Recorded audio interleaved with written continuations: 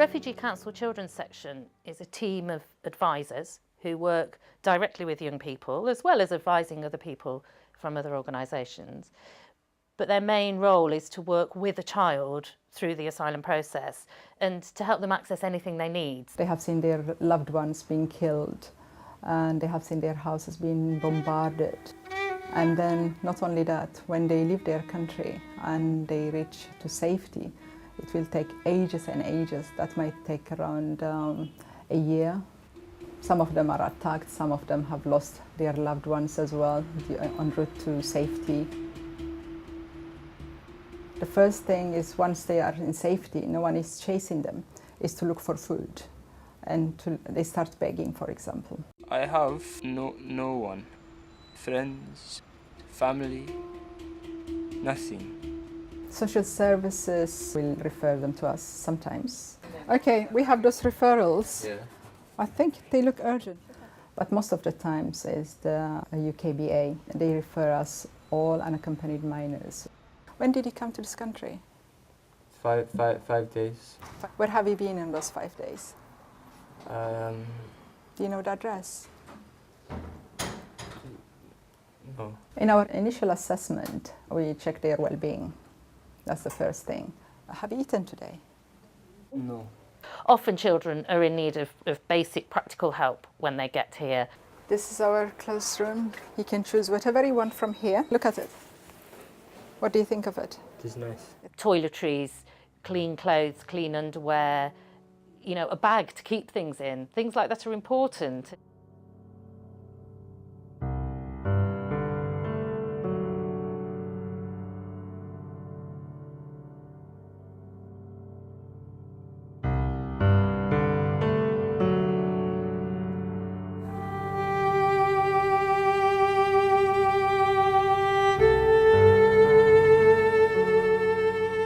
Some men came up to us and told us they could make us have a happy life. They can make us go to school. They told me put makeup on and look old. I was told I would get food and money if I went on the plane.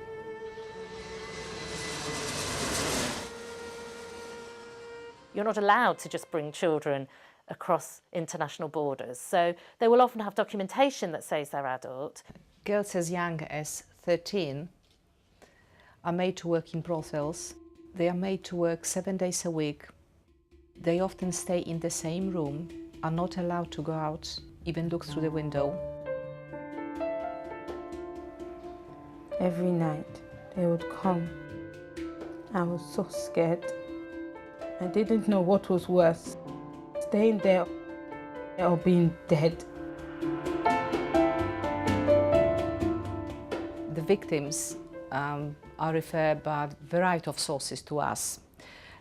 Some are simply found on the streets, thrown out of the brothels when they either give birth to children or are heavily pregnant. Some escape. When they are caught, the first people that they speak to is the police. I didn't understand what was happening. I was just scared. And the first thing they tell the police is the story that the trafficker told them. People don't believe that children as young as 15, 16 could be trafficked on passports making them 28 and 29. In this case, the girls are housed by organizations that are specifically set up and funded by UKBA to house victims of trafficking. Once they discover or possibly suspect that the victim is a child, they contact me. How are you feeling today? Just very sad. Very sad. What makes you sad? I don't know what's going on. It may take a while, but my role is to make your situation in your life better. I work with girls like you, girls that have been trafficked to this country, and I try to make their lives better. I know it's hard to understand that it can happen, but it does happen. My job is to deal with a variety of issues across the board and sort of be the person in the middle, looking at the job of various agencies, involving various agencies. My job is to find a welfare solicitor if necessary. I know this may be difficult to talk about, but can you tell me a bit about your family? My mother and my father are dead. This is one of the most important pieces of work that we do. The girls have to be represented by immigration solicitors and most by welfare solicitors, and this is my role to ensure that they are well represented and the solicitors do the best possible job. It's the particular expertise and experience of working with the girls and young women and knowing the situation and having got their trust that they will tell you about those most horrific experiences and tell you the truth, and they've probably never been able to do that before. Once you start helping those children and they could see the practical help you are giving them, so you will be trustworthy and they will come and tell you everything.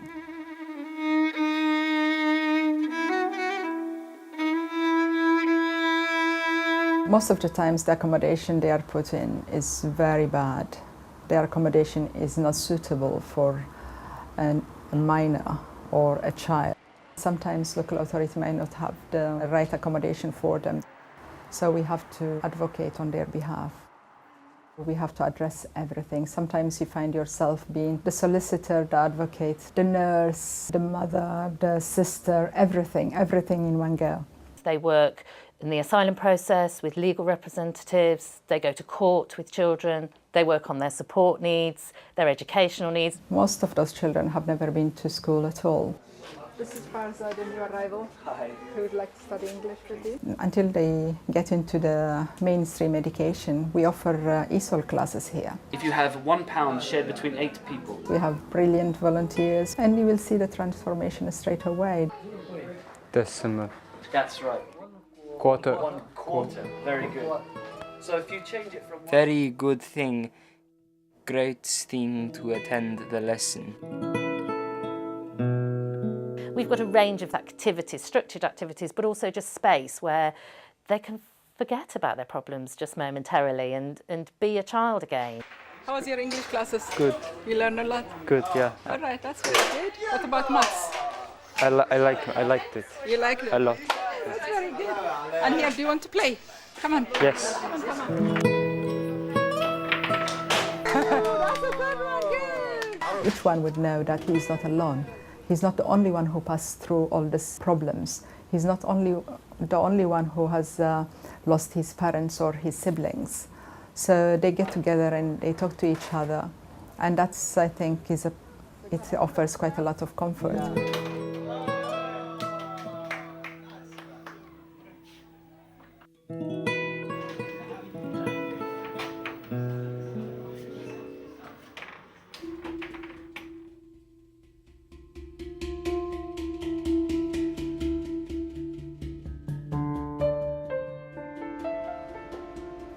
I have no home. Everybody gone. Immediately on turning 18, their support can end, they can be moved from pillar to post, they can even be made destitute, depending on their immigration status. And of course, the big thing hanging over them is, will I get sent back to my own country now that I'm an adult? So deportation is at the back of their mind always. So they go back to the sleepless nights. I'm scared of sent back to my home.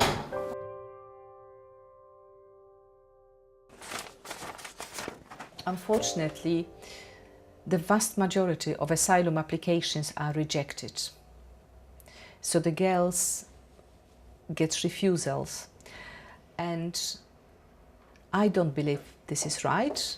Neither do immigration solicitors. Hello, Monique. Are you ready? And they are advised to lodge an appeal.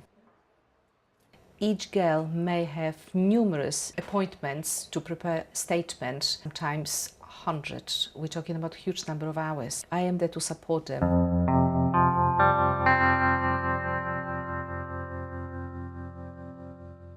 Getting status, it's absolutely wonderful. The girls change. And I worked with girls that were so traumatized that I thought I will never, ever get there. And they now absolutely wonderful, doing well in colleges, looking after the children, living alone, still coming here and telling me how well they are doing.